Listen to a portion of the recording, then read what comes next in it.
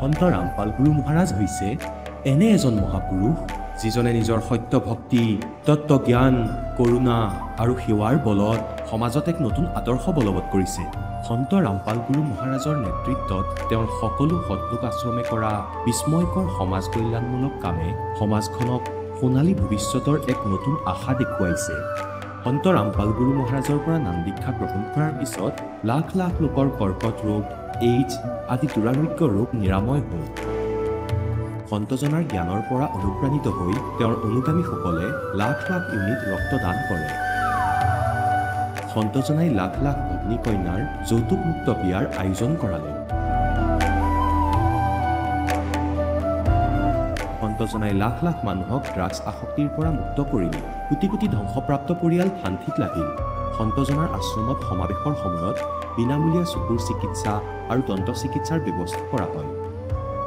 সন্ত ৰামপাল গুৰু মহাৰাজৰ দ্বাৰা পৰিৱেশ সুৰক্ষাৰ উদ্দেশ্যে সময়ে সময়ে বৃহৎ পৰিসৰত বৃক্ষৰোপণ কৰা হয়। সন্তজনাই আৰ্তজনক তাৎক্ষণিক সকাহ দিবলৈ এম্বুলেন্স সেৱা আৰম্ভ কৰিছিল। সন্তজনাই তেওঁৰ অনুগামীসকলক তেওঁলোকৰ শৰীৰ দান কৰিবলৈ অনুপ্ৰাণিত কৰে, যাতে মানৱতাৰ সেৱা আৰু চিকিৎসা ক্ষেত্ৰত উন্নতি কৰিব পৰা যায়। সন্ত ৰামপাল গুৰু মহাৰাজৰ সকলো আশ্ৰমত প্ৰতিদিনে বিনামূলীয়া ধৰ্মভোজৰ আয়োজন কৰা হয়, য'ত প্ৰতিবাৰেই প্ৰতিটো জাতি, প্ৰতিটো ধৰ্মৰ মানুহে একেলগে বহি ভোজন কৰে।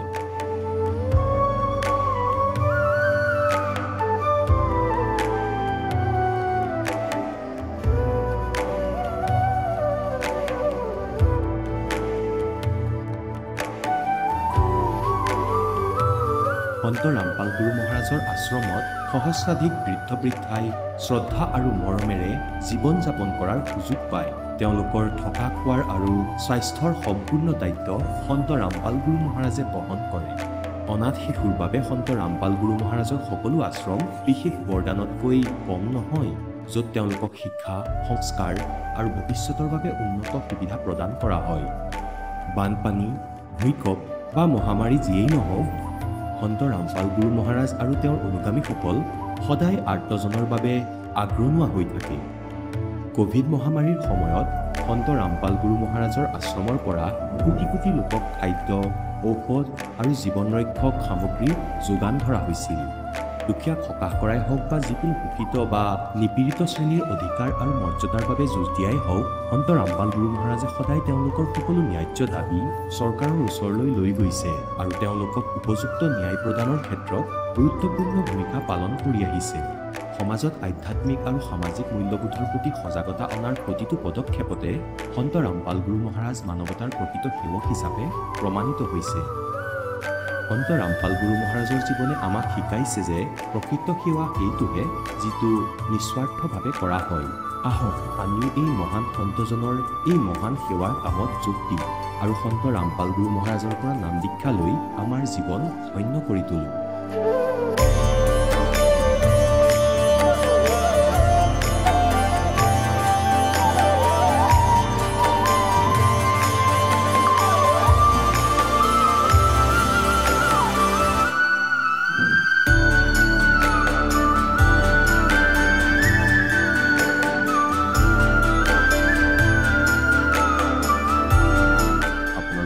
পৰিয়ালৰ সৈতে সৎলোক আশ্ৰমলৈ আন্তৰিকতাৰে আমন্ত্ৰণ জনোৱা হয়।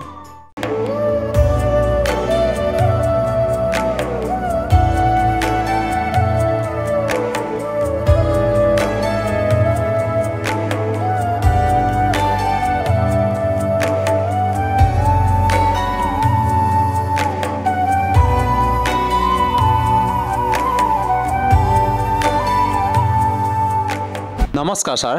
নমস্কাৰ ছাৰ। আপোনাৰ শুভ নামটো? মোৰ নাম পূৰ্ণচন্দ্ৰ ৰাভা। আপুনি কোন ঠাইৰ পৰা আহিছে? মই মেঘালয়ৰ পৰা আহিছোঁ, ডিষ্ট্ৰিক্ট নৰ্থ গাৰো হিলছ। সন্ত ৰামপাল গুৰু মহাৰাজৰ পৰা আপুনি নাম দীক্ষা কেতিয়া লৈছিল? মই ছেপ্টেম্বৰ মাহৰ 2021 চনত লৈছিলোঁ। তেখেতৰ পৰা নাম দীক্ষা লোৱাৰ আগতে আপুনি পৰম্পৰাগতভাৱে কিবা ভক্তি সাধনা কৰিছিলনে? হয়, কৰিছিলোঁ। সন্ত ৰামপাল গুৰু মহাৰাজৰ চৰণৰ অহা আগতে মই দেৱী দেৱতা তেনেকৈ পূজা কৰিছিলোঁ। আমাৰ গাঁৱলীয়াত যেনেকৈ নিয়ম বলি প্ৰথা বা পাথৰ পূজা, মূৰ্তি পূজা তেনেকৈ বহুত কৰিছিলোঁ। তেনেকৈ ভক্তি কৰি আছিলোঁ।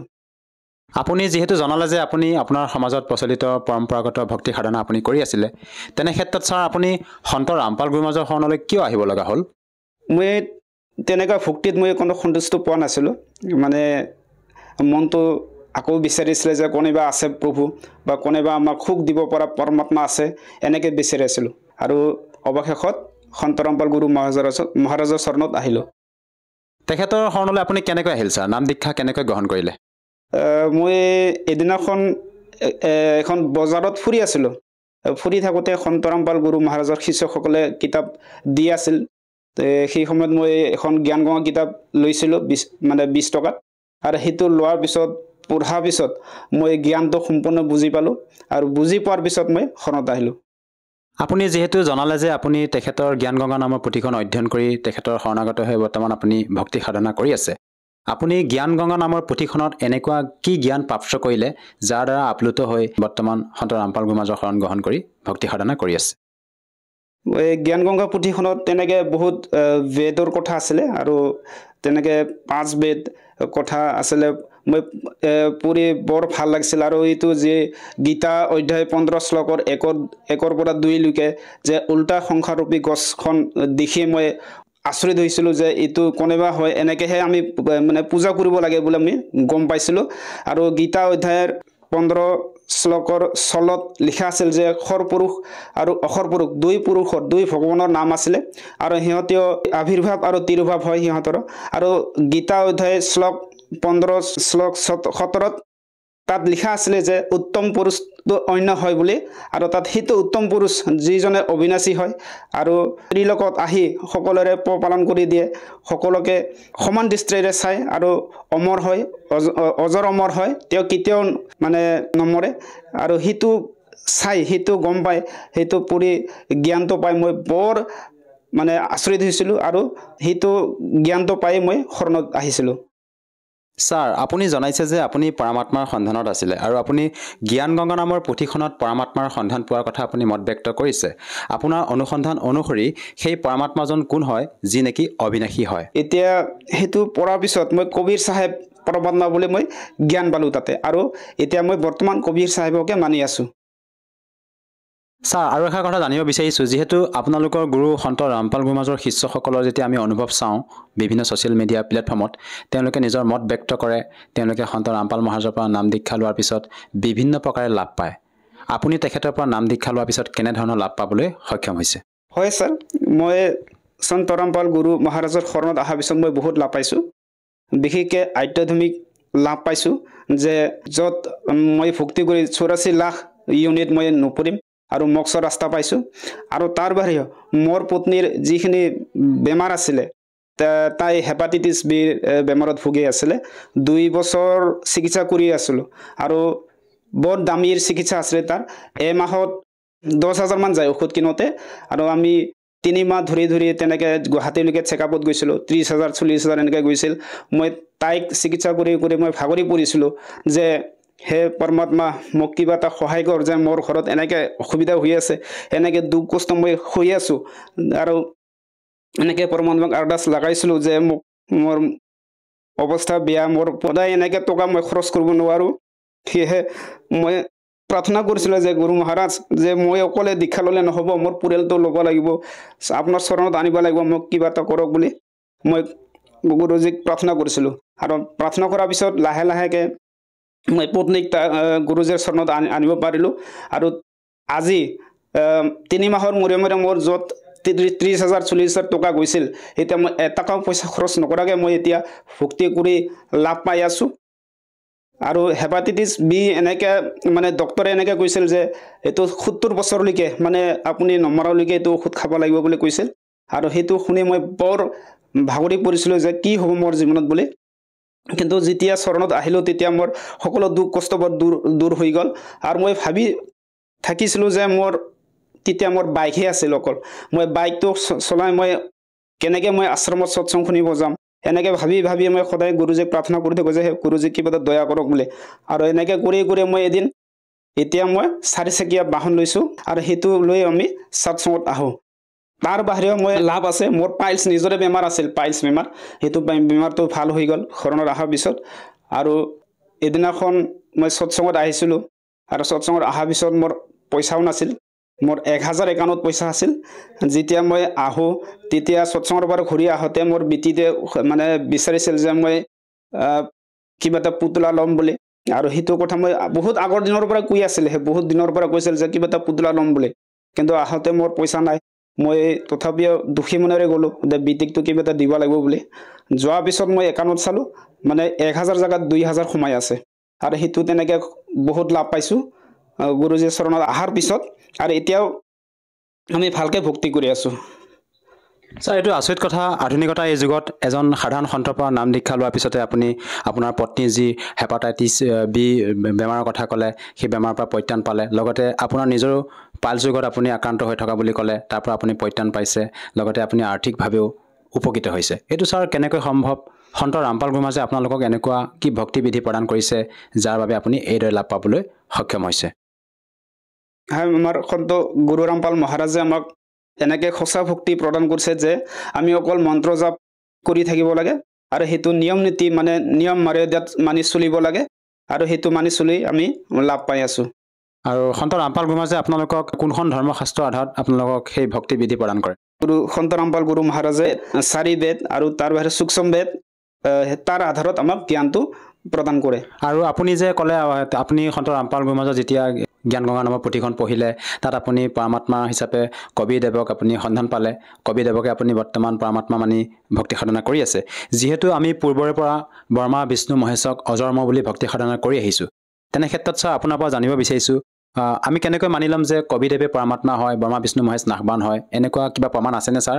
হয় ছাৰ তেনেকৈ প্ৰমাণ আছে সকলোতে আমি চাবলৈ গ'লে যে আমাৰ হিন্দু শাস্ত্ৰ ঋগবেদ অথৰ্ববেদ যজুৰ্বেদ আৰু কোৰাণ আৰু তেনেকৈ গুৰু গ্ৰন্থ চাহেব সকলোতে প্ৰমাণ আছে যে কবিৰ চাহেব পৰমাত্মা হয় কবিৰ চাহেব ভগৱান হয় বুলি প্ৰমাণ আছে আৰু আমি শুনিছোঁ যে আপোনালোকৰ গুৰু সন্ত ৰামপাল গুৰুমাজে সমাজত চলি থকা যিবিলাক শ্ৰাদ্ধ শ্ৰাদ্ধকে আদি কৰি কৰ্মকাণ্ডবিলাক কৰিবলৈ মানা কৰে এই ক্ষেত্ৰত ছাৰ আপুনি কি ক'ব বিচাৰে প্ৰকৃততে সন্ত ৰামপাল গুৰুমাজে এনেধৰণৰ কৰ্মকাণ্ড কিয় কৰিবলৈ মানা কৰে ছাৰ এইটো তেনেকৈ শ্ৰাদ্ধ পাতাটো আমাৰ শাস্ত্ৰত ক'তো লিখা নাই আৰু আমি শাস্ত্ৰমতে চলোঁ আৰু যিহেতু শাস্ত্ৰতে নাই তো আমি পাতিনো কি লাভ সেইকাৰণে আমি আমাৰ গুৰুজী মহাৰাজে আমাক সেইটো মানিব নিদিয়ে মানে পাতিব নিদিয়ে আৰু সেইকাৰণে আমি তাত নাযাওঁ আৰু নাপাতোঁ আৰু আপোনালোকক সন্ত ৰামপাল গুৰুমাজে আমাৰ যিসকল দেৱী দেৱতা আছে তেওঁলোকৰ কেনেধৰণৰ মন্ত্ৰ প্ৰদান কৰে আপোনালোকক আমাৰ সকলো দেৱী দেৱতাৰ সন্ত ৰামপাল গুৰু মহাৰাজে সঠিক সঁচা ভক্তি কৰিবৰ কাৰণে সাধনা দিয়ে আৰু সিহঁতৰ মন্ত্ৰ জাপটো আমি কৰোঁ আৰু সিহঁতৰ সাধনা আৰু আমি পূজা অকল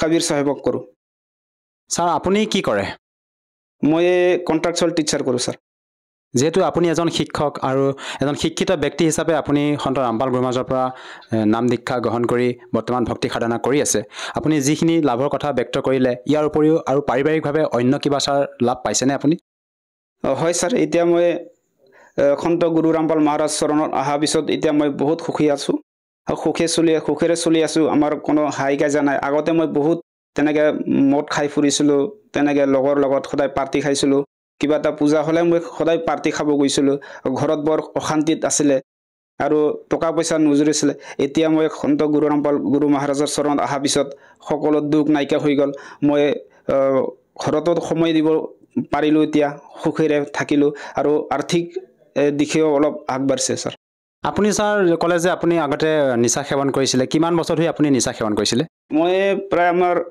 আমাৰ সমাজত সৰুৰে পৰা আমাক নিচা খাবলৈ শিকায় মানে ৰাভা সমাজ আমি সৰুৰে পৰা আমি নিচা খাওঁ তেনেকৈ খাই এনেকৈ ডাঙৰ হওঁ আৰু ছাৰ আমি শুনিছোঁ যে সন্ত ৰামপাল গুৰুমাজে বৰ্তমান সময়ত যৌতুকমুক্ত বিবাহো অনুষ্ঠিত কৰে তেখেতৰ সতলোক আশ্ৰমত আচলতে সেই বিবাহবিলাকত যিবিলাক আশ্ৰমত যিবিলাক যৌতুকমুক্ত বিবাহ অনুষ্ঠিত কৰে তাত কোনো ধৰণৰ টকা পইচাৰ লেনদেন নহয় বুলি শুনিছোঁ কথাষাৰ কিমান দূৰ সত্য ছাৰ হয় ছাৰ আমাৰ সন্ত ৰামপাল গুৰু মহাৰাজৰ আশ্ৰমত তেনেকৈ দহেজমুক্ত বিবাহ কৰা হয় আৰু তাত কোনো টকা পইচাৰ লেনদেন কৰা নহয় আৰু সেইটো আমাৰ ক'বলৈ গ'লে দেশ চৰকাৰে চেণ্ট্ৰেল গভৰ্ণমেণ্ট হওক বা ষ্টেট ৰাজ্য চৰকাৰে হওক তেনেকৈ বহুত জোৰ কৰি আছে যে এনেকৈ নহওক বুলি কিন্তু তেনেকৈ বাধা দিব পৰা নাই। কিন্তু সন্ত গুৰু ৰামপাল মহাৰাজৰ ওচৰত অহা শিষ্যবিলাকে কোনেও তেনেকৈ দহেজ নলয়, বিনা পইচাতে বিয়া হয় আৰু খোৱা লোৱা সকলো বহন কৰে, কোনো পইচা নালাগে তাতে, আৰু তেনেকৈ সম্পন্ন হয় বিয়া।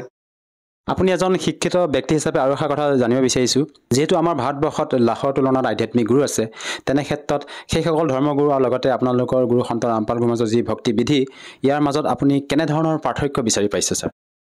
ছাৰ, আজি আমাৰ ভাৰতবৰ্ষত তেনেকৈ গুৰু বহুত আছে, কিন্তু তেওঁলোকৰ শাস্ত্ৰ অনুকূল ভক্তি নহয়। এওঁলোকে মানমানি পূজা কৰিবলৈ আমাৰ জনতাক ভ্ৰমিত কৰে, আৰু শাস্ত্ৰ অনুকূল ভক্তি এই বিশ্বত পৃথিৱীত অকল সন্ত গুৰু ৰামপাল মহাৰাজে প্ৰদান কৰি আছে। আৰু আমি সকলোৱে তেওঁৰ চৰণত অহাটো ভাল, কাৰণ অকল পৃথিৱী গোটেই বিশ্বতে কোনো তেনেকৈ মানে সৎ গুৰু নাই, আৰু অকল সন্ত ৰামপাল গুৰু মহাৰাজে সৎ গুৰু আছে, আৰু আমি সকলোৱে চৰণত অহা উচিত। ছাৰ, শেষত আপুনি এজন শিক্ষিত ব্যক্তি হিচাপে আৰু এষাৰ কথা আপোনাৰ পৰা জানিব বিচাৰিছোঁ, আপোনালোকৰ গুৰু সন্ত ৰামপাল গুৰু মহাৰাজৰ মুখ্য উদ্দেশ্য কি? আমাৰ সন্ত ৰামপাল গুৰু মহাৰাজৰ মুখ্য উদ্দেশ্য হৈছে যে সমাজত চলি থকা নিচামুক্ত কৰা সমাজৰ পৰা, আৰু সন্ত ৰামপাল গুৰু মহাৰাজৰ মুখ্য উদ্দেশ্য হৈছে যে শাস্ত্ৰ অনুকূল সকলো জীৱকে ভক্তি কৰাই কাল লোকৰ পৰা উদ্ধাৰ কৰা, আৰু সমাজত চলি থকা কুপ্ৰথা বা যিখিনি বেয়া কাম সেইটো মুক্ত কৰা। ছাৰ, আপুনি যিহেতু সন্ত ৰামপাল গুৰুৰ মাজৰ পৰা নাম দীক্ষা লোৱাৰ পিছতে বিভিন্ন প্ৰকাৰে লাভ পাইছে, আপুনি আজি নিজে অনুভৱ দাঙি ধৰিলে আমাৰ দৰ্শকসকলৰ সন্মুখত। আপোনাৰ যি পাইলছ ৰোগ আছিল, আৰু লগতে আপোনাৰ পৰিবাৰগৰাকী যি হেপাটাইটিছ বি মাৰাত্মক ৰোগত আক্ৰান্ত হৈছিলে, তাৰ পৰা পৰিত্ৰাণ পালে, লগতে আপুনি বিভিন্ন আৰ্থিকভাৱে হওক পাৰিবাৰিকভাৱে হওক বিভিন্ন লাভ পাইছে। যিসকল দৰ্শকে আজি আপোনাক টিভি স্ক্ৰীণত প্ৰত্যক্ষ কৰি আছে, তেওঁলোকক আপুনি কি বাৰ্তা দিব বিচাৰে যাতে তেওঁলোকেও আপোনাৰ দৰে উপকৃত হ'ব পাৰে? চাওক ছাৰ, মইনো কি বাৰ্তা দিম, মই হাত জোৰি প্ৰাৰ্থনাই কৰোঁ যে মোৰ নিচিনা বেমাৰত ভুগি থকা, পাইলছ ৰোগত ভুগি থকা, আৰু মোৰ পত্নী হেপাটাইটিছ বিত ভুগি থকা মানুহৰ দৰে বেমাৰক যদি সুস্থ কৰিব পাৰে, মই আপোনাকো প্ৰাৰ্থনা কৰিছোঁ যে আপুনিও সন্ত ৰামপাল গুৰু মহাৰাজৰ সৎসং শুনক, চাওক, বুজি লওক, আৰু জ্ঞান গংগা পুথি বা জীৱনৰ সম্পদ পুথি তেনেকৈ বহুত কিতাপ আছে, সেইটো কিতাপৰ পৰা জ্ঞান বুজি সন্ত গুৰু ৰামপাল মহাৰাজৰ চৰণত আহক, আৰু আপুনিও লাভ উঠাওক। ছাৰ, যদিহে কোনো লোকে তেখেতৰ পৰা নাম দীক্ষা ল'ব বিচাৰে, কেনেকৈ ল'ব পাৰিব?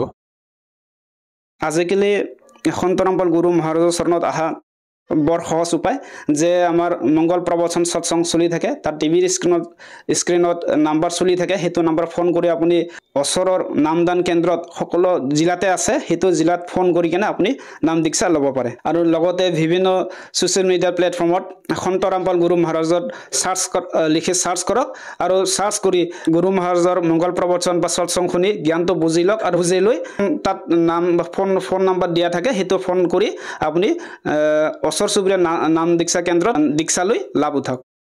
ধন্যবাদ থাকিল ছাৰ। সৎ চাহেব, এতিয়া জগতগুৰু তত্ত্বদৰ্শী সন্ত ৰামপাল গুৰু মহাৰাজৰ সৎসংগৰ মাধ্যমেৰে সেই অদ্বিতীয় আধ্যাত্মিক জ্ঞানৰ বিষয়ে জানি লওঁ, যাৰ মাধ্যমেৰে আপোনালোকেও প্ৰাপ্ত কৰিব পাৰিব এনেকুৱা আধ্যাত্মিক, মানসিক আৰু ভৌতিক সুখ, যি এতিয়ালৈকে কেৱল আপোনালোকে মীৰাবাই, ধ্ৰুৱ, প্ৰহ্লাদ আদি কেইজনমান ভক্তৰ জীৱন কথাতহে শুনিছে। এতিয়া শুনক তত্ত্বদৰ্শী সন্তৰ সৈতে শাস্ত্ৰ অনুকূল ভক্তি সৎসংগ, এনেকুৱা অদ্বিতীয় আধ্যাত্মিক জ্ঞান, যাৰ প্ৰমাণ আছে সকলো ধৰ্মৰ সকলো পবিত্ৰ শাস্ত্ৰত। তেতিয়া ৰামানন্দজীয়ে ক'লে যে, হে ভগৱান, এতিয়া এই দাসে আপোনাক ভালকৈ চিনি পালে। তেতিয়া সকলো কথাৰে পৰিচিত কৰালে কবিৰ পৰমেশ্বৰে, যে আপুনি মোৰ গুৰু হৈ থাকক, এয়া মোৰ আদেশ বুলি মানি লোৱা, এজ এ গড মানি লোৱা। কিয়নো আহি থকা সময়ত সকলো কথাৰ সৈতে পৰিচিত কৰালে, সকলো জ্ঞান বুজালে, যে মই যেতিয়া সৎলোকৰ পৰা আহিছিলো, নিজৰ পুত্ৰ সহজ দাসৰ ৰূপ ধৰি, যোগজিতৰ ৰূপ ধৰি পিছৰবাৰ, তেতিয়াই কালক পালো মই। তেওঁ মোৰ পৰা কথা দিয়াইছিলে, মোৰ পৰা বচন লৈছিলে, যে 3 যুগত জীৱ কম লৈ যাবা, আৰু 4ৰ্থ যুগত কলি যুগত যিমানেই প্ৰাণী বিচাৰা লৈ যাবা। এওঁ মোক নিজৰ ভাই ভাবিছিলে, সেইকাৰণে মোৰ লগত বাদ বিবাদ কৰিছিলে। পিছত এওঁ মোৰ পৰা বচন ল'লে। এতিয়া মই তেওঁক বচন দি ৰাখিছো যে কলি যুগত মই মোৰ নিজৰ হংস আত্মাক লৈ যাম। আৰু এওঁ এটা প্ৰাৰ্থনা মোক আৰু কৰিছিলে যে যিজনে আপোনাৰ জ্ঞানক জানিব আৰু মানিব, তেওঁ আপোনাৰ আৰু কালে ক'লে যে যিজনে মোৰ লোকভেদত আধাৰিত থাকিব ভগৱান তেওঁৰ লগত জোৰ জবৰদস্তি নকৰিব।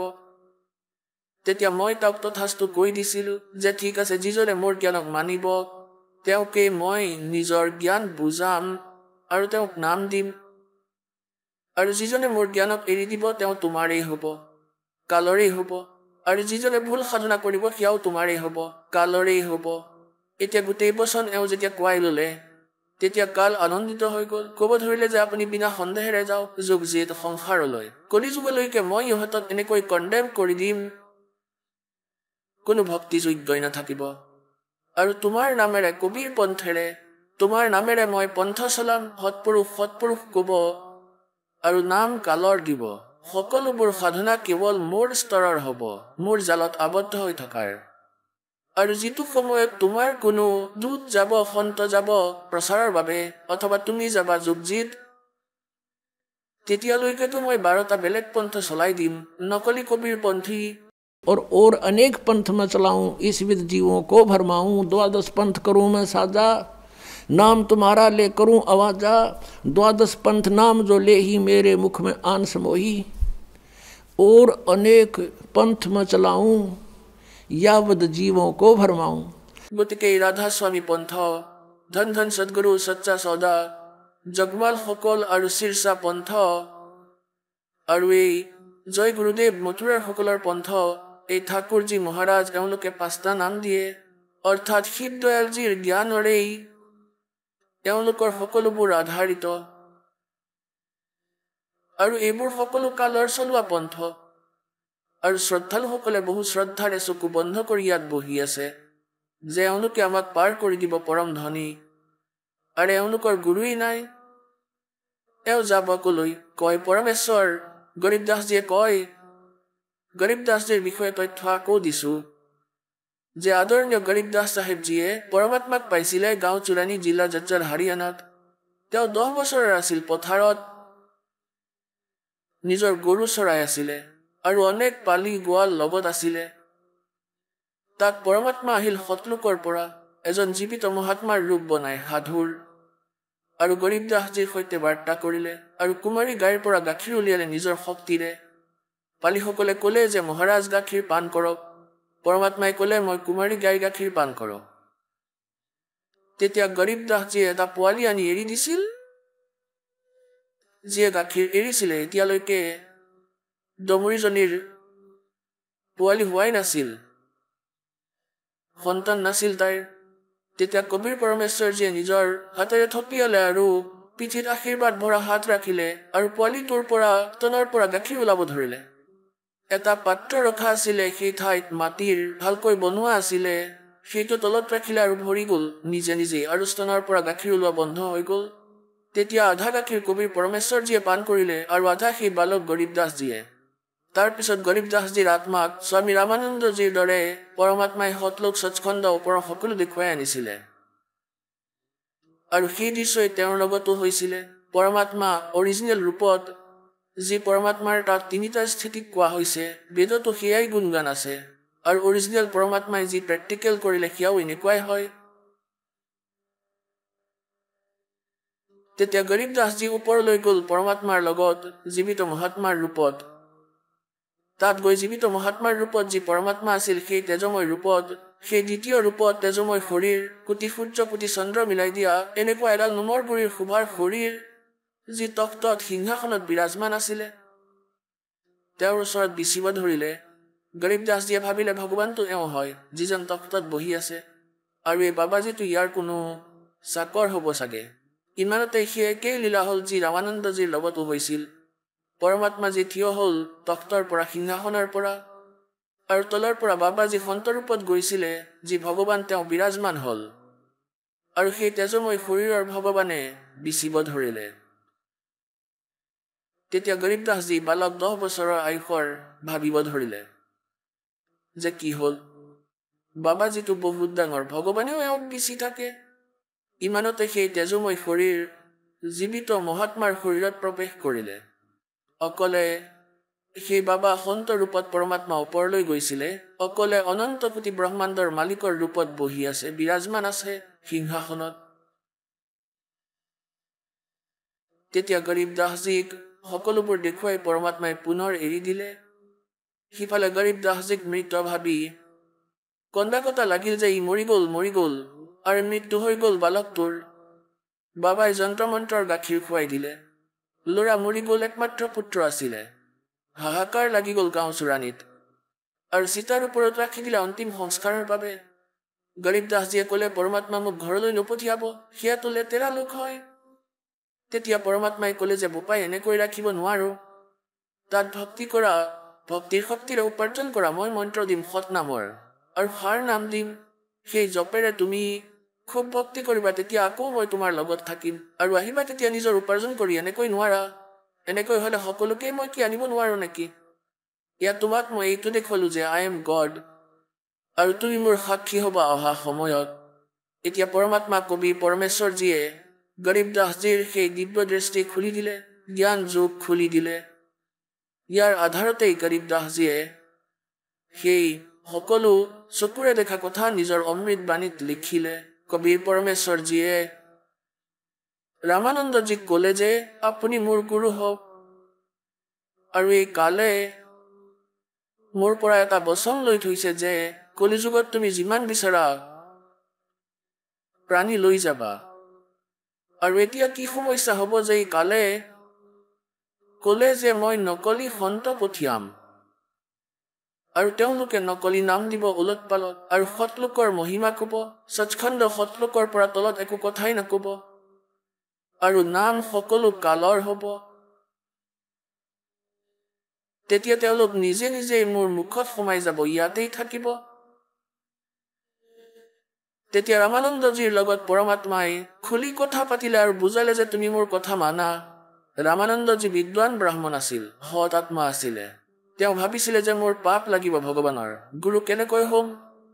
চকুত পানী আহি গ'ল, কান্দিব ধৰিলে যে ভগৱান মোৰ দ্বাৰা এনেকুৱা নহ'ব, আপোনাৰ আজ্ঞা উলংঘন কৰিলেও মোৰ পাপ লাগিব আৰু এজন ভগৱানৰ মই গুৰু হ'ম, মই নৰকলৈ যাম, ভগৱান মোক ক্ষমা কৰি দিয়ক।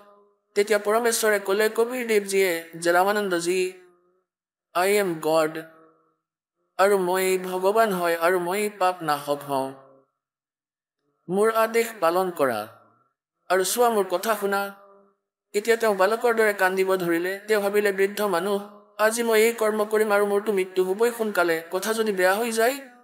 এনেদৰে বহি গ'ল। তেওঁ শুই পৰিলে, একেবাৰে চিধা হৈ গ'ল, বহুত বেয়াকৈ চিন্তাত পৰিছে, কেনেকৈ হ'ব এই কথা। তেতিয়া পৰমাত্মাই গোটেই কথা শুনালে বালকৰ দৰে যে এই কালৰ সুবিধা হৈ যাব আৰু মই যদি গুৰু নবনাও, মোৰ কোনো আৱশ্যকতা নাই গুৰু বনোৱাৰ। মই তোমাক ঘূৰাই আনিছো, দেখুৱাই দিছো সকলো, কিন্তু গুৰু ধৰাৰ আৱশ্যকতা হ'ব, নহ'লে এই কালৰ আৰু বেছি সুবিধা হ'ব যে কবিৰজীয়ে ক'ত গুৰু ধৰিছিলে। ৰামানন্দজী বহুত সময়ৰ পিছত দৃঢ় হ'ল, সাহস হ'ল আৰু ক'লে, ভগৱান মোৰ লাজ লাগিব যেতিয়া মোক গুৰু বুলি ক'ব। কবিৰজীয়ে ক'লে, স্বামীজী আপুনি মোৰ ফালে চাওক আৰু এয়া আপোনাৰ ভাই ভনীয়ে ইয়াত কালৰ জালত ভয়ংকৰ ৰূপত ভয়ংকৰ কষ্ট কৰি আছে, তেওঁলোকৰ ফালে চাওক আৰু মোৰ আজ্ঞা পালন কৰক। তেতিয়া ৰামানন্দজীয়ে স্বীকাৰ কৰি ল'লে যে যি আজ্ঞা আপোনাৰ হ'ব সেয়াই কৰিম। এনেকৈ ৰামানন্দজী পৰমাত্মাৰ গুৰুৰ ৰূপত বিৰাজমান আছিলে। कहते हैं रामानंद से लक्ष्य गुरु तारे शिष्य के भाव, शिष्य चेलों की गिनती नहीं जो पद में रहे समय। कि रामानंदी जैसे लाखों गुरु तारे शिष्य के भाव, তেওঁৰ শিষ্য হৈ তেওঁ পাৰ কৰি দিলে। और चेला की तो गिनती नहीं जो पद में रहे समय। যিয়ে বিধিবদ্ধ সাধনা কৰিব তেওঁলোককতো খুব সহজেই পাৰ কৰিব। তেন্তে কোৱাৰ ভাৱ এইটো যে আজিৰ যিটো টপিক হয়, এই যি বিষয় হয় সৎসংগৰ, गुरु बिन माला फेरते, गुरु बिन देते दाने, गुरु बिन दोनों निष्फल हैं, चाहे पूछो वेद पुराण। এতিয়া ভগৱানে কয় যে গুৰুৰ অবিহনে যিজনে সাধনা কৰে মিছা গুৰু হৈ যায়, তেওঁ এতিয়া গৰীব দাসজীয়ে কয় যেতিয়া তেওঁ পৰমাত্মাৰ সৈতে পৰিচিত হ'ল सतगुरु पुरुष कबीर हैं ये चारों युग परवाने वो झूठे गुरुआ मर गए भाई हो गए भूत मसान এই কবিৰ পৰমেশ্বৰক এৰি এই পৃথিৱীত আন কোনো গুৰু নাই আৰু নিজৰ মতে যি গুৰু বনিছে কোৱা হয় তেওঁলোক মশান ভূত বনি গৈছে শ্মশানলৈ গৈ এতিয়া কি কয় सतगुरु पुरुष कबीर हैं चारों युग परवान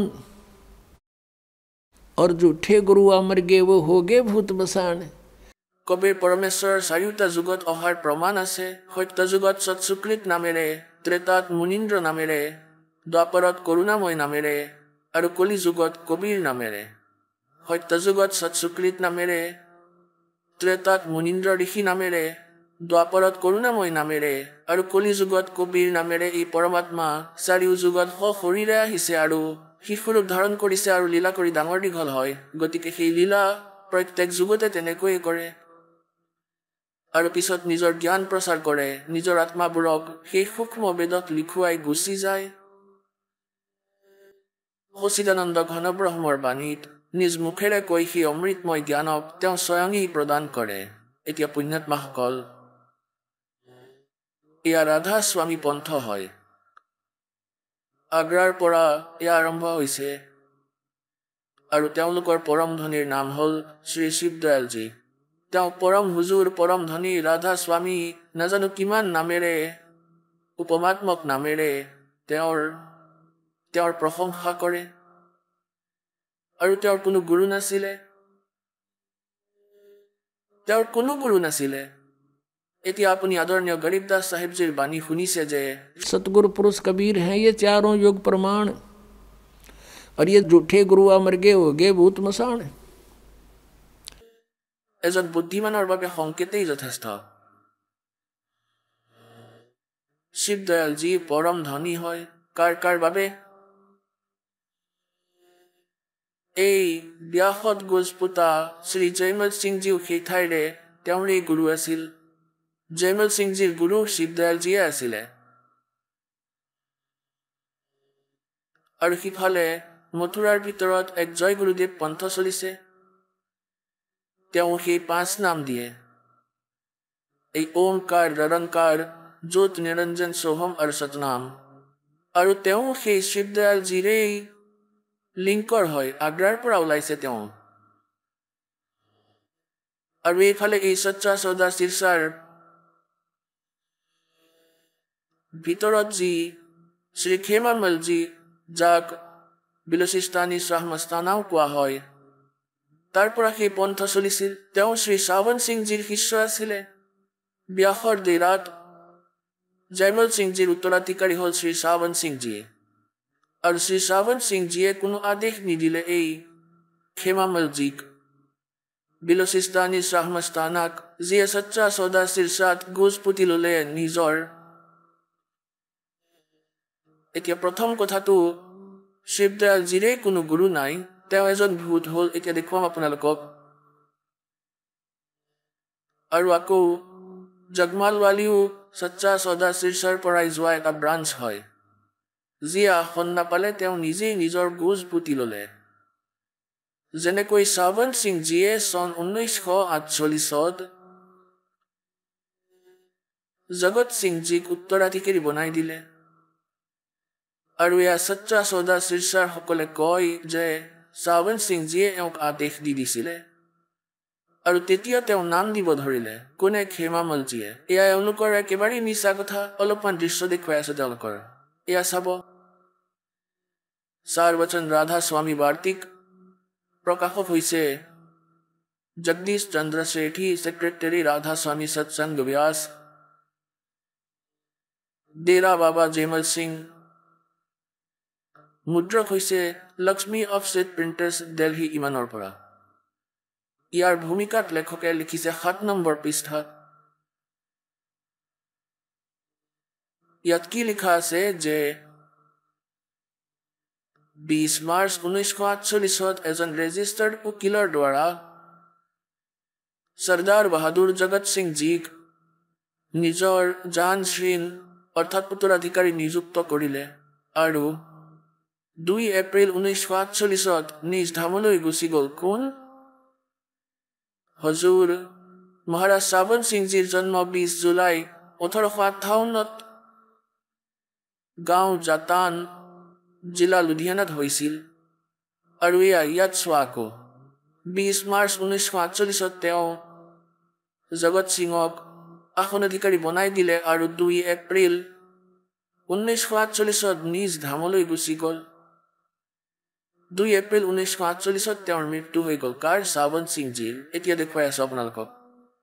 এয়া হৈছে কিতাপ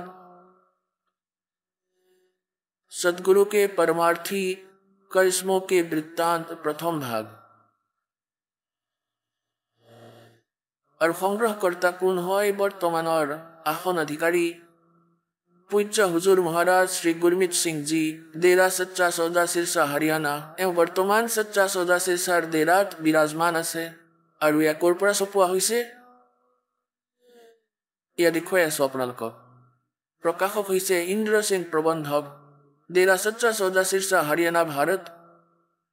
মুদ্ৰক হৈছে ইন্দ্ৰ সিং প্ৰবন্ধক, परमार्थ उपदेश प्रिंटिंग प्रेस, डेरा सच्चा सौदा बेगू रोड सिरसा हरियाणा भारत। এতিয়া ইয়াত চোৱা এওঁ কি লিখিছে নিজৰ কৰ কমলেৰে চাব। পৃষ্ঠা 33 ডেৰা সচ্চা সৌদা আশ্ৰমৰ আধাৰশিলা বেপৰৱাহ মস্তানা জীয়ে 2 এপ্ৰিল 1948 নিজৰ পবিত্ৰ কৰ কমলৰ দ্বাৰা কেঁচাইতাৰে স্থাপন কৰিছিলে। আৰু ইয়াত চোৱা পৃষ্ঠা 27 কি কৈছে? বেপৰৱাহ মস্তানা জীয়ে অনুগামীসকলে বাৰে বাৰে বিনতি কৰাৰ পিছত আৰু বাবা শ্ৰাৱণ সিংজীৰ হুকুমত এপ্ৰিল 1949 নাম দান দিয়া আৰম্ভ কৰি দিলে। এতিয়া চাব 2 এপ্ৰিল 1948 মৃত্যু হৈ গৈছিল শ্ৰাৱণ সিংজীৰ আৰু 1949 তেওঁক নাম দান দিয়াৰ আদেশ দিলে। 1 বছৰ পিছত ভূত হৈ আহিছিলে নেকি? বেপৰৱাহ মস্তানা জীয়ে সংগতৰ বাৰে বাৰে কোৱাৰ পিছত এই সংগতে বাৰে বাৰে ক'লে যে আপুনি নাম দিয়ক যেতিয়া লাগিছিল নাম দিবলৈ। শ্ৰাৱণ সিংজীৰটো নাম লিখিবলগীয়া হৈ গ'ল এওঁলোকৰ। নহ'লে সংগতৰ কোৱাৰ কি প্ৰয়োজন আছিল? তেওঁ আদেশ দি দিলে, সেইকাৰণে নাম দিয়া আৰম্ভ কৰি দিলে।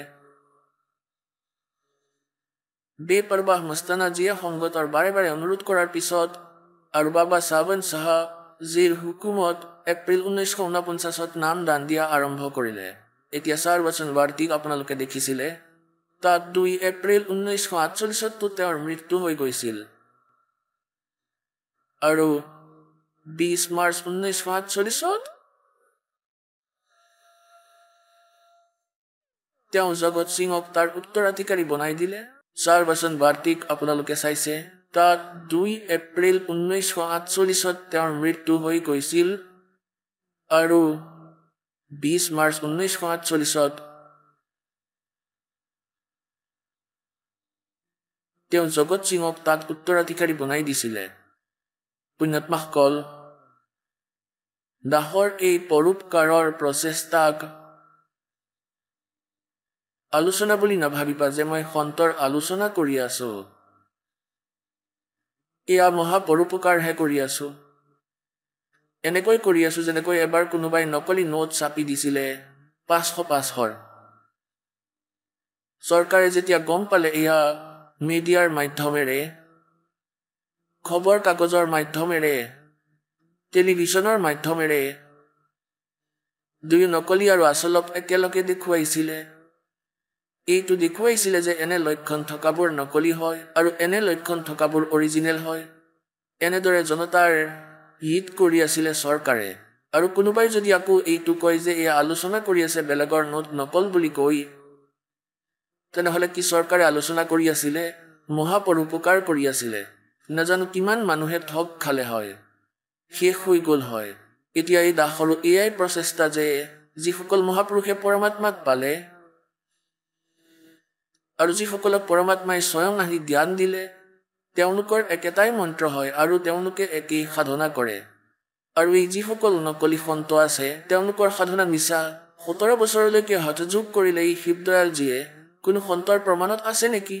গৰীব দাসজীৰ সন্তান আছিলে, হাল মাৰিছিলে, খেতি কৰিছিলে, ভগৱানক স্মৰণ কৰিছিলে। গীছা সন্তজীও সন্তান সন্ততি থকা আছিলে, কৃষকৰ কাম কৰিছিলে আৰু ভক্তিৰে পৰমাত্মাক পাইছিলে। নানক চাহেবেও প্ৰথমতে চাকৰি কৰিছিলে, পৰমাত্মাৰ লগত পৰিচিত হোৱাৰ পিছত চাকৰি এৰি দিলে আৰু 10-12 বছৰ প্ৰচাৰ কৰিলে। পৰমাত্মাই আদেশ দিলে, পূৰ্ণ পৰমাত্মাই কবিৰজীয়ে, যে এতিয়া আপুনি ভক্তি কৰক, তেওঁলোকক পিছত চাব, নহ'লে আপোনাৰ বিৰোধিতা আৰম্ভ হৈ যাব।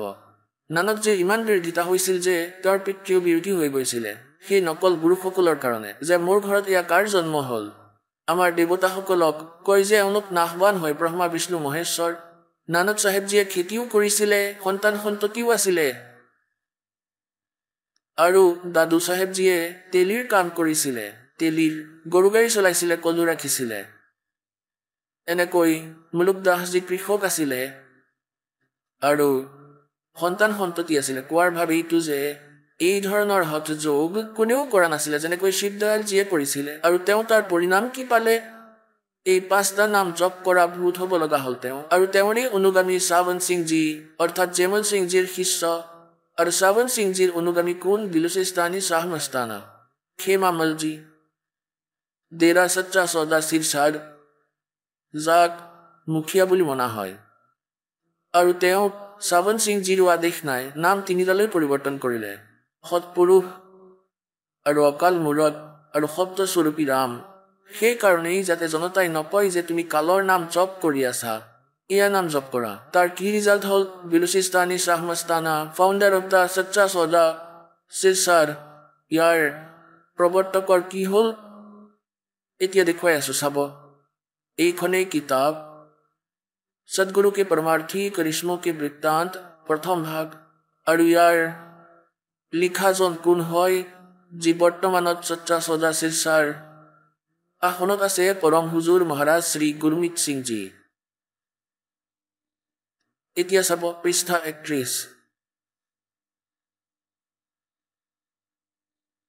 বেপৰৱাহজী তাৰে এজন প্ৰেমীৰ কাৰত বহি পাহাৰগঞ্জৰ এজন ডক্তৰৰ দোকানলৈ গ'ল। তেওঁ অসুস্থ হৈ পৰিছিলে, ঠাণ্ডা লাগিছিলে তেওঁৰ। বহুত লম্বা বিৱৰণ আছে, মই অলপমান শুনাম আপোনালোকক। তেখেতৰ লগত শিৰসা চহৰৰ প্ৰেমী গোবিন্দ মদান আৰু 3-4জন আৰু প্ৰেমী আছিলে। এতিয়া আগলৈ যাম। ইমানতে ডক্তৰৰ আদেশ অনুযায়ী বেপৰৱাহজীক ইনজেকশ্যন লগাই দিলে আৰু লগে লগেই তেখেত বেঞ্চত শুই পৰিছিলে।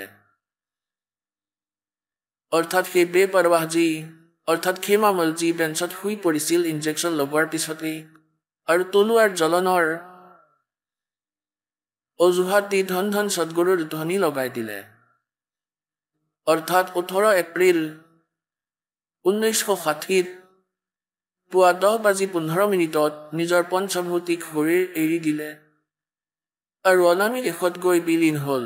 ইনজেকশ্যনৰ ৰিয়েকশ্যন হৈ গ'ল তেওঁৰ, আৰু ইনজেকশ্যন ৰিয়েকশ্যনত মৃত্যু হৈ গ'ল তেওঁৰ 10 মিনিটতে। আৰু তাৰ পৰা উঠাই তেওঁক অনামী দেশত বিলীন হ'ল। এই দৃশ্য চাই ডক্তৰৰ ঘাম ওলাই গ'ল। তেওঁ আচৰিত হৈ ৰ'ল যে এতিয়া কি হ'ব।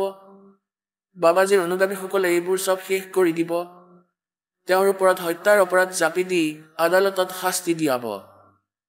তেওঁ একোৱেই ভাবি পোৱা নাছিলে যে এতিয়া কি কৰিম। এতিয়া বেছি নপঢ়ো, বাকী আপোনালোকে লৈ পঢ়ি ল'ব, এওঁলোকৰ ওচৰত বহুত আছে। ইয়াত এওঁলোকৰ আৰু এনেকুৱা ৰহস্য আছে। এই সকলোৰে দুখজনক মৃত্যু হ'ল। পিছত সতনাম সিংজীৰ ইতিহাস দেখুৱাম। লাষ্টত তেওঁৰ অপাৰেশ্যন হ'ল আৰু তেওঁক বোম্বাইলৈ লৈ যোৱা হ'ল ভৰিৰ বিষৰ বাবে। তাৰপিছত 20জনমান ডক্তৰক দেখুৱালে, আকৌ হাৰ্টত ডিফেক্ট হ'ল, চুলিত ডিফেক্ট হ'ল, জয়পুৰলৈ লৈ গ'ল, আকৌ মুম্বাইলৈ লৈ গ'ল, আকৌ উভতাই অনা হ'ল। আৰু পিছত বহুত দিনলৈকে এনেকৈয়ে দুখী হৈ নিজৰ শৰীৰ এৰি গ'ল।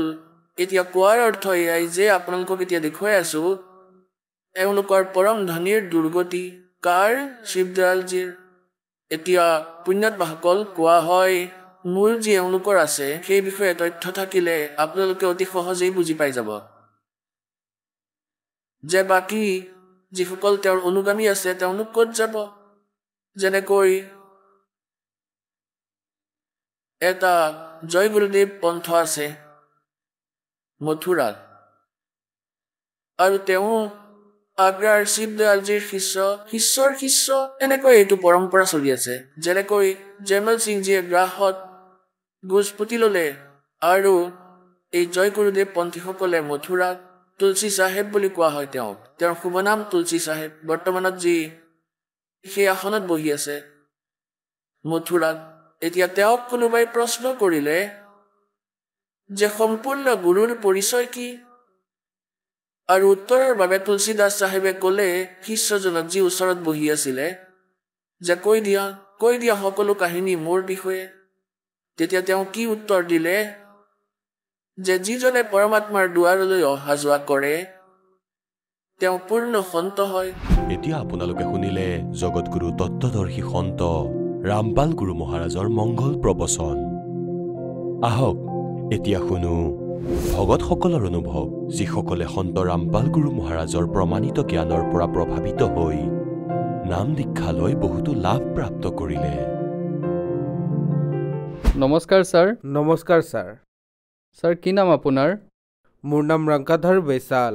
ছাৰ ক'ৰ পৰা আহিছে আপুনি? মই উৰিষ্যাৰ পৰা, উৰিষ্যাৰ সুন্দৰগড় ডিষ্ট্ৰিক্টৰ হয়। ছাৰ সন্ত ৰামপালদেৱ মহাৰাজৰ পৰা নাম দীক্ষা আপুনি কেতিয়া ল'লে? মই সন্ত ৰামপালদেৱ মহাৰাজৰ পৰা 2014 ফেব্ৰুৱাৰী মাহত লৈছিলোঁ। সন্ত ৰামপালদেৱ মহাৰাজৰ পৰা নাম দীক্ষা লোৱাৰ আগতে আপুনি কি ভক্তি সাধনা কৰিছিলে?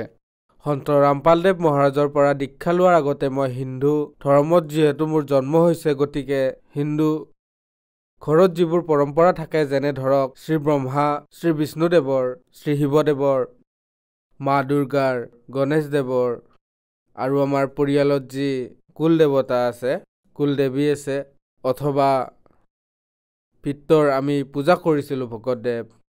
ছাৰ, তেন্তে কি কাৰণে আপুনি সন্ত ৰামপালদেৱ মহাৰাজৰ শৰণলৈ আহিলে? আগতে মোৰ বহুত সমস্যা আছিল।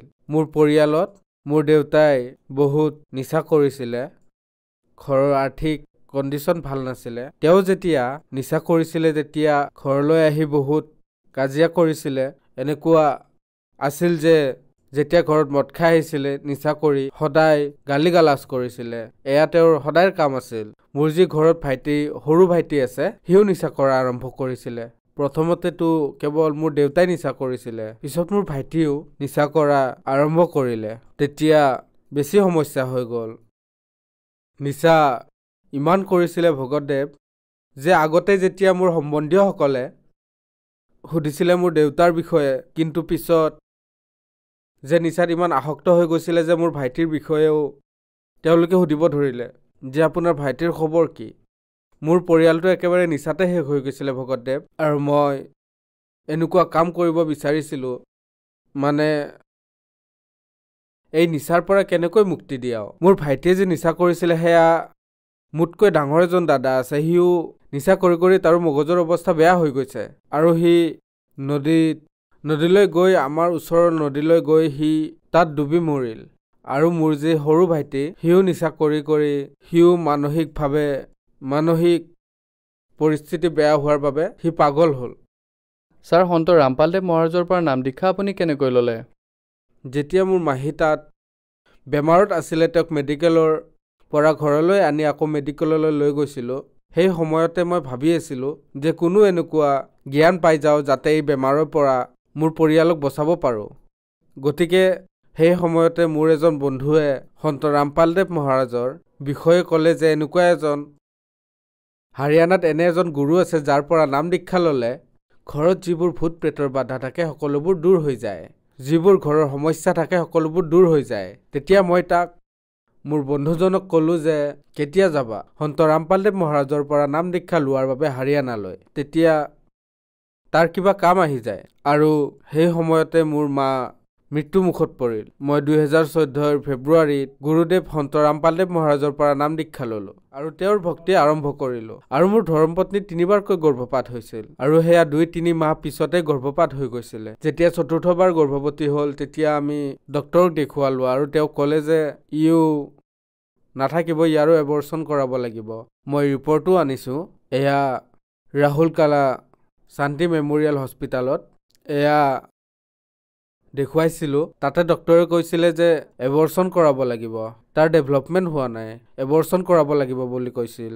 যেতিয়া ডক্টৰে এবৰ্চন কৰাৰ কথা কৈ দিলে তেতিয়া আমি গুৰুদেৱক প্ৰাৰ্থনা জনালোঁ। তেতিয়া আশ্ৰমৰ পৰা আদেশ আহিল যে তুমি ভক্তি কৰি থকা, পৰমাত্মাই দয়া কৰিব। তেতিয়া মই মনতে ভাবিলোঁ যে আন ডক্টৰক দেখুৱাওঁ। যেতিয়া আন ডক্টৰৰ ওচৰলৈ গ'লোঁ তেতিয়া এয়া ৰিপৰ্ট আছে আনজন ডক্টৰৰ। তেওঁ আকৌ আল্ট্ৰাচাউণ্ড কৰালে। তেতিয়া ক'লে যে হয় গৰ্ভত আছে, কিন্তু অলপ সৰু আছে, গৰ্ভত ইমান ডেভেলপমেণ্ট হোৱা নাই বুলি কৈছিলে। তাৰপিছত মই গুৰুদেৱক প্ৰাৰ্থনা জনালোঁ আৰু ডক্টৰে যেনেকৈ কৈছিল তেনেকৈ ক'লোঁ যে পৰমাত্মা গুৰু ৰামপালদেৱ মহাৰাজ, ডক্টৰে কৈছে যে যি গৰ্ভ আছে তাত একো ডেভেলপমেণ্ট হোৱা নাই, সৰু হৈ আছে। তাৰ পৰা আকৌ আদেশ আহিল যে ভক্তি কৰি থকা, পৰমাত্মাই দয়া কৰিব। তেতিয়া আমি ভক্তি কৰি থাকিলোঁ আৰু যেতিয়া 10 মাহ হৈ গ'ল তেতিয়া বাচ্চাটোৰ চিজাৰিং অপাৰেশ্যন কৰি তাক উলিওৱা হ'ল। সেইদিনা বাচ্চাটোৰ ওজন 3 কিলো 40 গ্ৰাম আছিলে আৰু সুস্থও আছিলে। যিটো বাচ্চাক ডক্টৰে এবৰ্চন কৰাবলৈ কৈ দিছিলে সেই ৰিপৰ্ট আছে, আগৰ ৰিপৰ্ট। এয়া Rahul colour doctor, Rahul colour শান্তি মেমৰিয়েল, মুনু পাটনায়ক। এয়া আমাৰ সুন্দৰকলা ডিষ্ট্ৰিক্টৰ আটাইতকৈ ডাঙৰ অভিজ্ঞ ডক্টৰ হয়, যিজনে মানা কৰি দিছিলে, এবৰ্চনৰ কাৰণে কৈছিলে। তাৰপিছত আমি জাৰচৰা জিজ্ঞাসিনী হস্পিটালত দেখুৱালোঁ। তাতে 10 মাহৰ পিছত সেই একেই বাচ্চা সুস্থ আৰু একেবাৰে 3 কিলো 40 গ্ৰামৰ হৈছিলে, যাক আজি আমি লৈ আহিছোঁ, আপোনালোকে চাব পাৰে। এইজন সেইজনে হয় যাক ডক্টৰে মানা কৰি দিছিলে, এবৰ্চনৰ কাৰণে কৈছিলে। ই সৰু আছে, গৰ্ভপাত হৈ যাব, কিন্তু আজি ই পৰমাত্মাৰ দয়াত, সন্ত ৰামপালদেৱ মহাৰাজৰ দয়াত ই একেবাৰে সুস্থ, আপোনালোকেও চাব পাৰে। আৰু গুৰু সন্ত ৰামপালদেৱ মহাৰাজৰ শৰণলৈ অহাৰ বাবে আৰু এটা লাভ পালোঁ। মোৰ ধৰ্মপত্নীৰ ষ্ট'ন আছিলে, যি পেটৰ ছাইডত বিষ হৈছিলে, বহুত বেছিকৈ বিষ উঠিছিলে। 3-4 দিন একেৰাহে মেডিচিন খোৱাৰ পিছতো সেই বিষ কমা নাছিলে। পিছত যেতিয়া আমি সন্ত ৰামপালদেৱ মহাৰাজক এই বিষয়ে প্ৰাৰ্থনা জনালোঁ তেতিয়া তেওঁ কৈছিলে যে পৰমাত্মাই দয়া কৰিব, তুমি ভক্তি কৰি থাকা। তেতিয়া এদিন হঠাৎ পেচাব কৰিব গ'ল। তেতিয়া 3টা ডাঙৰ 3টা ষ্ট'ন ওলাল। আজিও থৈ দিছোঁ, কোনোবাই বিচাৰি যদি চাব পাৰে। সন্ত ৰামপালদেৱ মহাৰাজৰ কৃপাত সেই ষ্ট'নো ওলাই গ'ল। মোৰ মানসিক সমস্যাও হৈ গৈছিলে। যেতিয়া মোৰ দেউতাই নিচা কৰিছিলে, মোৰ সৰু ভাইটিয়ে নিচা কৰিছিলে, মোৰ ঘৰ একেবাৰে বৰবাদ হৈ গৈছিলে। তেতিয়া লাহে লাহে সি পাগলো হৈ গৈছিলে। তেতিয়া মোৰো মানসিক অৱস্থা বেয়া হৈ গৈছিলে। কিন্তু গুৰুদেৱ সন্ত ৰামপালদেৱ মহাৰাজৰ দয়াত যেতিয়া বাচ্চা ভাল সুস্থ হৈ গ'ল তেতিয়া মোৰ মানসিক সমস্যাও দূৰ হৈ গ'ল। মোৰ সৰু ভাইটিক যেতিয়া আমি তাক মানসিক হস্পিটালত ভৰ্তি কৰিবলৈ বুৰ্লাৰ হস্পিটাললৈ লৈ গৈ আছিলোঁ, তেতিয়া তাৰ পৰা সি পলাই গ'ল আৰু বুৰ্লা হস্পিটালৰ ওচৰত যি ডাঙৰ নদী আছে সি তাত জঁপিয়াই দিলে। সেইখন বহুত গভীৰ নদী হয়। তেতিয়া তাৰ পিছে পিছে ময়ো জঁপিয়াই দিলোঁ। তাৰ যিহেতু মানসিক অৱস্থা ভাল নাছিলে আৰু তাৰপিছত যেতিয়া সি সম্পূৰ্ণ ভাগৰি পৰিছিলে, ডুবিব ওলাইছিলে, আৰু যেতিয়া মই তাৰ ওচৰ পাইছিলোঁ তেতিয়া সি মোক পানীতে সাৱটি ধৰিছিলে আৰু ময়ো ডুবিব ধৰিলোঁ। তেতিয়া মই ভিতৰলৈ গৈ পৰমাত্মা গুৰুদেৱ সন্ত ৰামপালদেৱ মহাৰাজক মনত কৰিলোঁ, হে মালিক, আগতেই মোৰ ডাঙৰ দাদা এই নদীত ডুবি তাৰ মৃত্যু হৈছে। এয়া মোৰ দ্বিতীয়টো ভাই, ইও যদি ডুবি যায়, ময়ো ডুবি যাওঁ, মোৰ পৰিয়াল কেনেকৈ থাকিব? হে গুৰুদেৱ, আপুনিয়ে দয়া কৰিব, পৰমাত্মা আপুনি এই বিপদৰ পৰা বচাব। এনেকৈ কোৱাত ঠাক্কা মাৰাত সি ওপৰলৈ আহিল। ময়ো ওপৰলৈ আহিলোঁ। তাক লাহে লাহেকৈ পাৰলৈ লৈ গ'লোঁ আৰু তাক মেডিকেলত ভৰ্তি কৰালোঁ। আৰু সেই সময়তে আমি গুৰুদেৱ সন্ত ৰামপালদেৱ মহাৰাজক প্ৰাৰ্থনা জনালোঁ। তেতিয়া তাৰ পৰা আদেশ আহিল তাকো নাম দীক্ষা, সন্ত ৰামপালদেৱ মহাৰাজৰ পৰা নাম দীক্ষা দিওৱা। তেতিয়া পৰমাত্মাই দয়া কৰিব। তাৰপিছত তাৰ পৰা ওলাল মেডিকেলৰ পৰা, অলপ ভাল হৈ ঘৰলৈ আহিল। তেতিয়া সেই সময়তে তেওঁক নাম দীক্ষা সন্ত ৰামপালদেৱ মহাৰাজৰ পৰা দিয়ালোঁ। ছাৰ, যিসকল দৰ্শকে আজি আপোনাক টিভিত দেখি আছে আৰু সেইসকল দৰ্শকেও সন্ত ৰামপালদেৱ মহাৰাজৰ পৰা নাম দীক্ষা ল'ব বিচাৰে, তেন্তে কেনেকৈ ল'ব পাৰিব? সন্ত ৰামপালদেৱ মহাৰাজৰ পৰা নাম দীক্ষা লোৱাটো একেবাৰেই সহজ। বৰ্তমান ভাৰতৰ সুপ্ৰসিদ্ধ চেনেল, বহুতটা চেনেলত গুৰুদেৱৰ সন্ত ৰামপালদেৱ মহাৰাজৰ সৎসংগ আহে যেতিয়া সৎসংগ দিয়ে তলত তেতিয়া হালধীয়া শাৰী এটা আহে তাতে কণ্টেক্ট নম্বৰ দিয়া থাকে তাতে আপুনি যোগাযোগ কৰি নিজৰ প্ৰত্যেক ৰাজ্যতে জিলাতে নামদান চেণ্টাৰ খোলা হৈছে তাতেই আপুনি ফোন কৰি তাতে সুধিব পাৰে যে আপোনাৰ ওচৰৰ নামদান স্থান কোনটো হয় তাৰ পৰা আপুনি নাম দীক্ষা ল'ব পাৰে ধন্যবাদ ছাৰ সৎ চাহেব সন্ত ৰামপাল গুৰু মহাৰাজ হৈছে এনে এজন মহাপুৰুষ যিজনে নিজৰ সত্য ভক্তি তত্ত্ব জ্ঞান কৰুণা আৰু সেৱাৰ বলত সমাজত এক নতুন আদৰ্শ বলবৎ কৰিছে সন্ত ৰামপাল গুৰু মহাৰাজৰ নেতৃত্বত তেওঁৰ সকলো সৎলোক আশ্ৰমে কৰা বিস্ময়কৰ সমাজ কল্যাণমূলক কামে সমাজখনক সোণালী ভৱিষ্যতৰ এক নতুন আশা দেখুৱাইছে সন্ত ৰামপাল গুৰু মহাৰাজৰ পৰা নাম দীক্ষা গ্ৰহণ কৰাৰ পিছত লাখ লাখ লোকৰ কৰ্কট ৰোগ এইডছ আদি দুৰাৰোগ্য ৰোগ নিৰাময় হ'ল সন্তজনাৰ জ্ঞানৰ পৰা অনুপ্ৰাণিত হৈ তেওঁৰ অনুগামীসকলে লাখ লাখ ইউনিট ৰক্তদান কৰে সন্তজনাই লাখ লাখ ভগ্নী কন্যাৰ যৌতুকমুক্ত বিয়াৰ আয়োজন কৰালে সন্তজনাই লাখ লাখ মানুহক ড্ৰাগছ আসক্তিৰ পৰা মুক্ত কৰিলে কোটি কোটি ধ্বংসপ্ৰাপ্ত পৰিয়াল শান্তিত লাগিল সন্তজনাৰ আশ্ৰমত সমাৱেশৰ সময়ত বিনামূলীয়া চকুৰ চিকিৎসা আৰু দন্ত চিকিৎসাৰ ব্যৱস্থা কৰা হয় সন্ত ৰামপাল গুৰু মহাৰাজৰ দ্বাৰা পৰিৱেশ সুৰক্ষাৰ উদ্দেশ্যে সময়ে সময়ে বৃহৎ পৰিসৰত বৃক্ষৰোপণ কৰা হয় সন্তজনাই আৰ্তজনক তাৎক্ষণিক সকাহ দিবলৈ এম্বুলেন্স সেৱা আৰম্ভ কৰিছে সন্তজনাই তেওঁৰ অনুগামীসকলক তেওঁলোকৰ শৰীৰ দান কৰিবলৈ অনুপ্ৰাণিত কৰে যাতে মানৱতাৰ সেৱা আৰু চিকিৎসা ক্ষেত্ৰত উন্নতি কৰিব পৰা যায় সন্ত ৰামপাল গুৰু মহাৰাজৰ সকলো আশ্ৰমত প্ৰতিদিনে বিনামূলীয়া ধৰ্মভোজৰ আয়োজন কৰা হয় য'ত প্ৰতিবাৰেই প্ৰতিটো জাতি প্ৰতিটো ধৰ্মৰ মানুহে একেলগে বহি ভোজন কৰে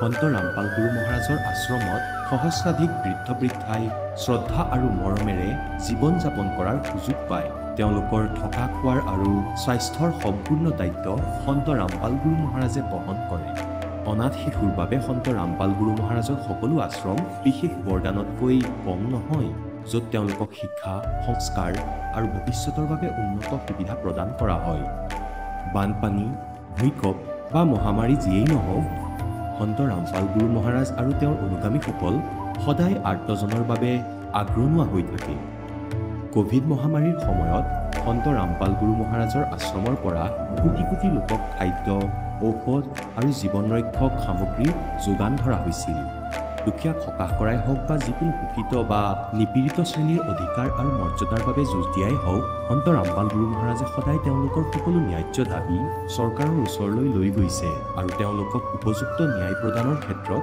গুৰুত্বপূৰ্ণ ভূমিকা পালন কৰি আহিছে সমাজত আধ্যাত্মিক আৰু সামাজিক মূল্যবোধৰ প্ৰতি সজাগতা অনাৰ প্ৰতিটো পদক্ষেপতে সন্ত ৰামপাল গুৰু মহাৰাজ মানৱতাৰ প্ৰকৃত সেৱক হিচাপে প্ৰমাণিত হৈছে সন্ত ৰামপাল গুৰু মহাৰাজৰ জীৱনে আমাক শিকাইছে যে প্ৰকৃত সেৱা সেইটোহে যিটো নিস্বাৰ্থভাৱে কৰা হয় আহক আমিও এই মহান সন্তজনৰ এই মহান সেৱাৰ কামত যোগ দিওঁ আৰু সন্ত ৰামপাল গুৰু মহাৰাজৰ পৰা নাম দীক্ষা লৈ আমাৰ জীৱন ধন্য কৰি তোলোঁ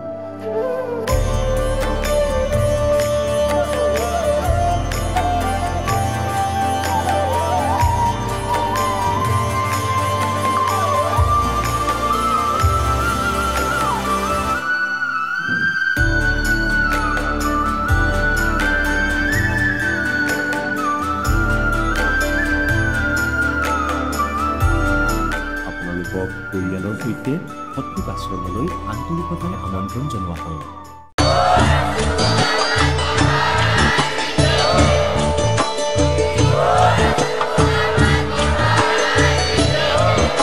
আপুনি শুনি আছিলে জগতগুৰু তত্ত্বদৰ্শী সন্ত ৰামপাল গুৰু মহাৰাজৰ মংগল প্ৰবচন অধিক জানিবৰ বাবে ভিজিট কৰক www.jagatgururampalji.org সন্ত ৰামপাল গুৰু মহাৰাজৰ শুভ আশীৰ্বাদত সমগ্ৰ বিশ্বতে 500তকৈ অধিক নাম দীক্ষা কেন্দ্ৰ আছে য'ত সন্ত ৰামপাল গুৰু মহাৰাজৰ দ্বাৰা বিনামূলীয়াকৈ নাম দীক্ষা দি থকা হৈছে।